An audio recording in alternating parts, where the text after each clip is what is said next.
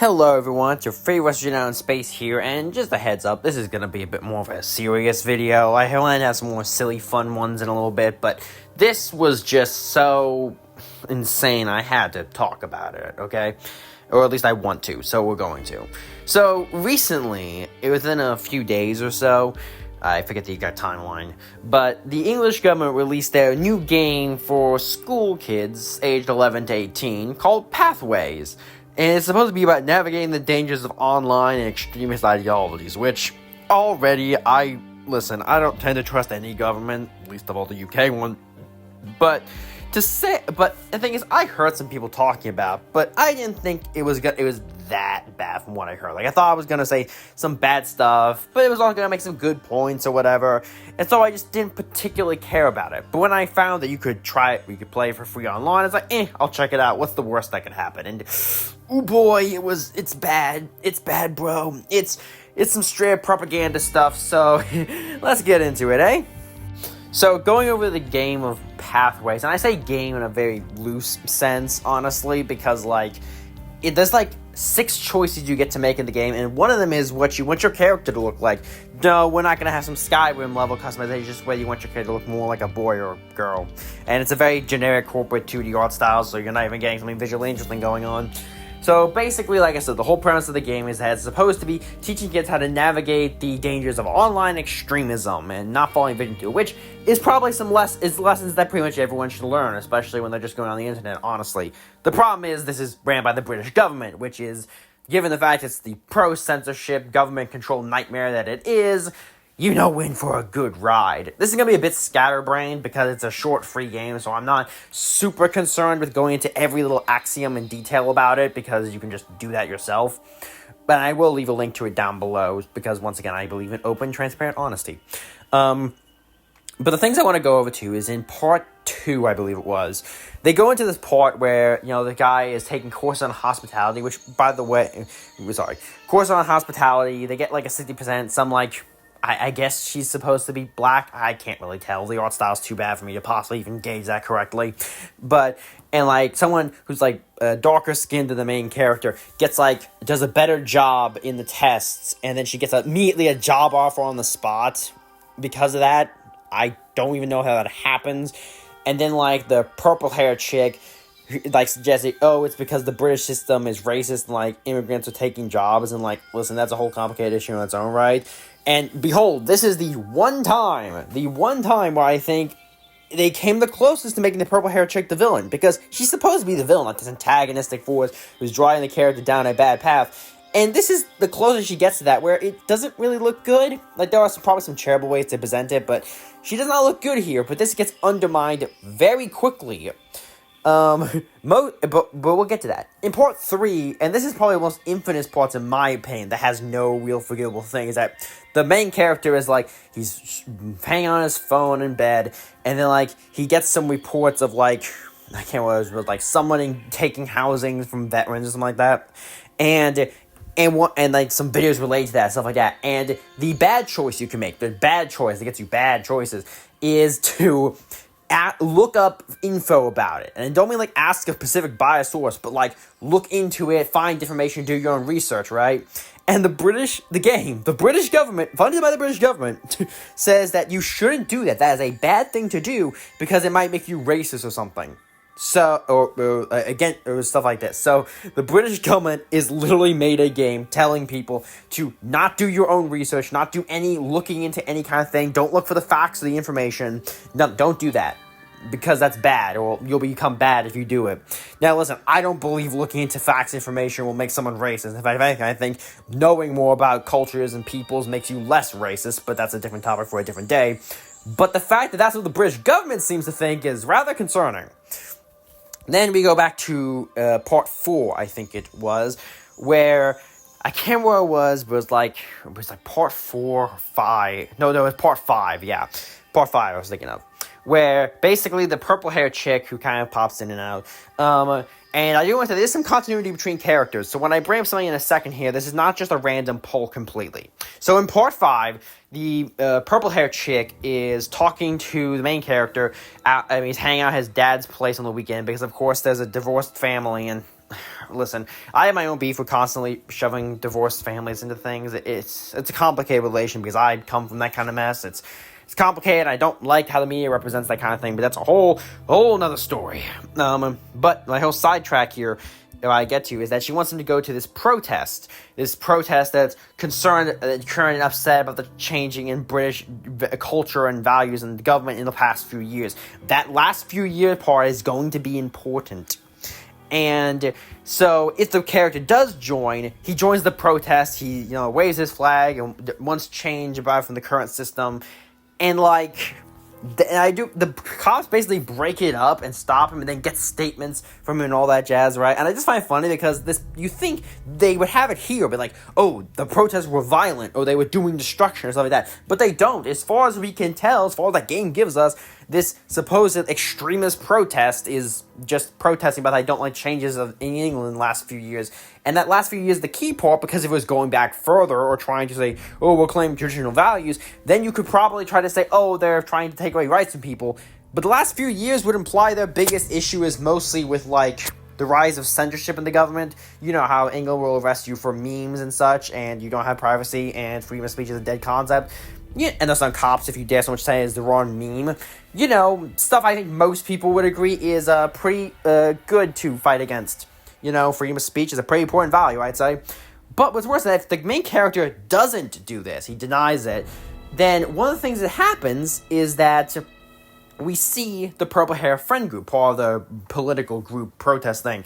And one of them is the same, black chick that she was talking about earlier in part 2.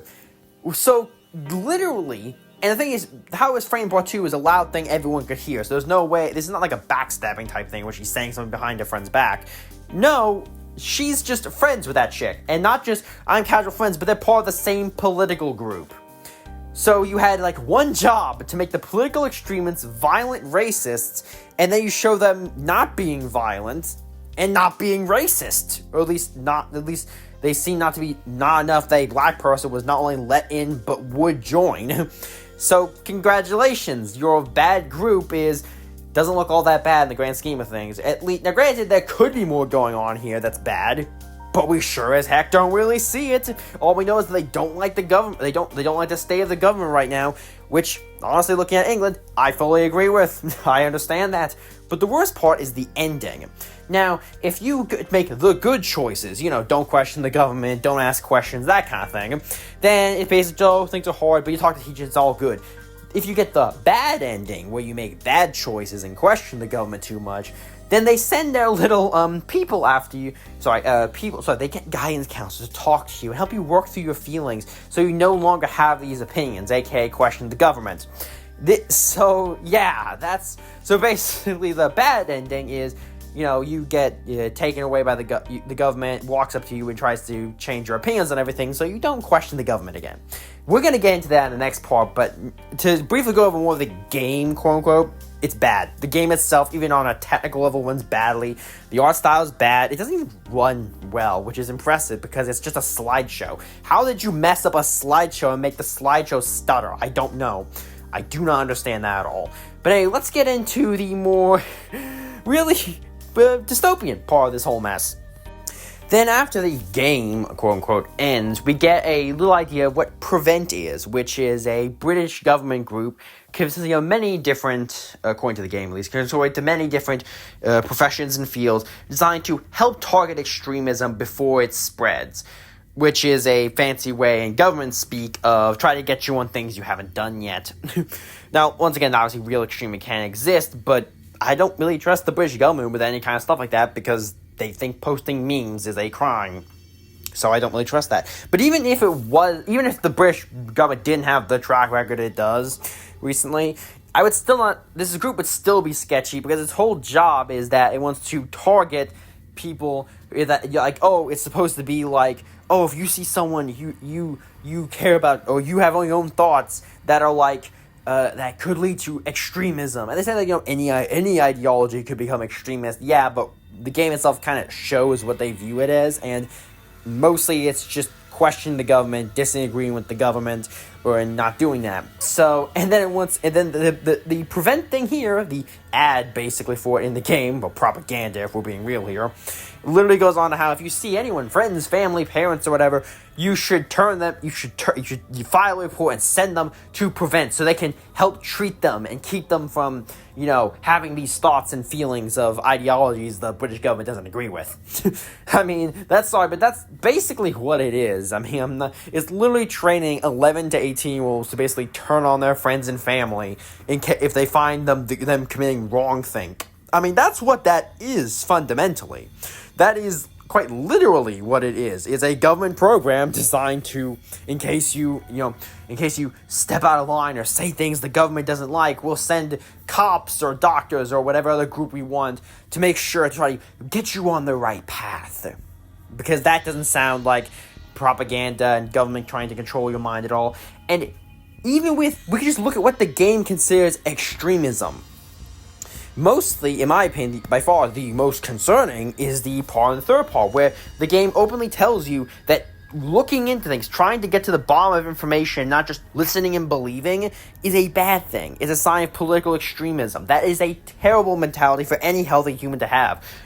Anyone who truly believes in their ideals should be open to anyone doing all the research and investigation they want. But that is concerning that the British government wants its own people to not look into things, not to know things, not to understand things, because they believe it will make you racist or something, or more accurately, they probably realize the flaws in what the British government does, and the less you question the state, the more authoritarian they can get, which is what England's been doing lately. But this is honestly a whole worrying thing for me. Not just because it's a true sign of propaganda, dystopian nonsense, in my opinion, but also it's because of how easy these kind of things slip in. How much people can just fall into this kind of mentality, and how we have to always stay vigilant for this kind of stuff. In England, people in England and such will have to deal with this kind of propaganda and government control right now, but we have to stay vigilant for this kind of thing. Otherwise, I know I sound like I'm breaking a record here or something, but we always need to protect our freedom of speech and fight against government overstep. Well, this isn't so much overstep, but we've seen what the English government does. Arresting people for memes, stuff like that. That could be anywhere. Anywhere could become an authoritarian state, or a borderline authoritarian state where our freedoms are squashed, and then they make state-sponsored media to make sure that you don't question, don't disagree with the government on anything, and then they'll have organizations who are made to keep you in line, make sure you don't have thoughts that question the government. And sure, maybe it's not authoritarian now, but I would not put it past them. Once you start drinking the authoritarian Kool-Aid, it's only a little bit of time.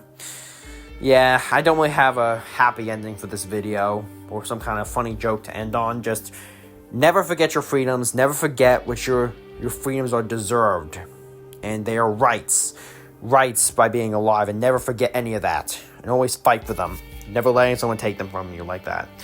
Anyway, I hope you enjoyed this video. Please like, comment, subscribe if you enjoy. If you didn't like, dislike, and tell me why you don't like me down below, and I will see you all next time.